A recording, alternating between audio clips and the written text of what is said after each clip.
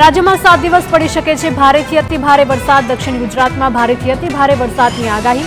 અમદાવાદમાં પણ ગાજવીજ સાથે વરસાદ પડવાની વકી. દરિયાકાંઠે 3 નંબરનું સિગ્નલ લાગુ કરવામાં આવ્યું. 7 દિવસ માછીમારોને દરિયો ન ખેડવાની સૂચના.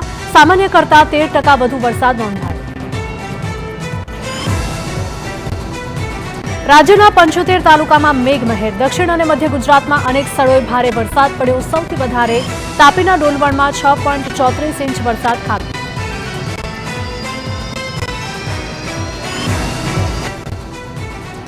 ઓગણીસ તાલુકાઓમાં 1 ઇંચથી વધારે વરસાદ વરસ્યો. પંચમહાલના શહેરામાં 4.25 ઇંચ વરસાદ.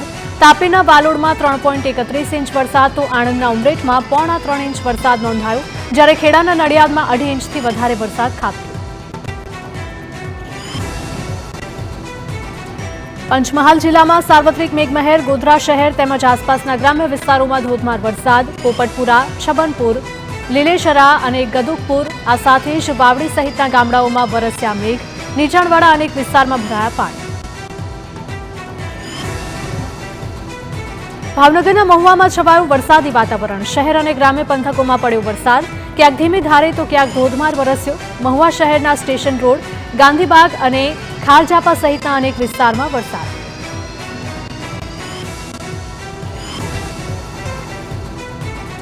સાબરકાંઠાનો Hathmati pickup weir dam overflow થયો છે. 4 વર્ષ બાદ ડેમ સંપૂર્ણ ભરાયો. ત્યારે ડેમમાંથી 8,500 ક્યુસેક પાણી હાથમતી નદીમાં છોડવામાં આવ્યું. પાણીના ભરપૂર પ્રવાહને કારણે 4 કોઝવે પાણીમાં ગરકાવ.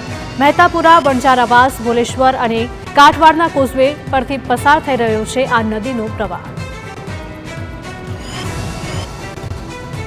સાબરકાંઠાના હિંમતનગરનો ગુહાઈ ડેમ સંપૂર્ણ ભરાયો. 3,000 ક્યુસેકથી વધુ પાણી છોડવામાં આવ્યું. હાથમતી નદી કાંઠાના વિસ્તારોને કરાયા છે એલર્ટ. ગુહાઈ ડેમ અને હાથમતી જળાશય છલકાતા નદીમાં ઘોડાપૂરની સ્થિતિ. હાથમતીનું પાણી વળતા સાબરમતી નદીમાં પાણીની આવક. સાબરકાંઠાના ઈડરમાં મેઘરાજા મન મૂકીને વરસ્યા. આત્મવલ્લભ હોસ્પિટલના કમ્પાઉન્ડમાં ઢીચણસમા પાણી ભરાયા. કમ્પાઉન્ડમાં પાણી ભરાતા દર્દીઓ અને સ્ટાફને ભારે હાલાકી.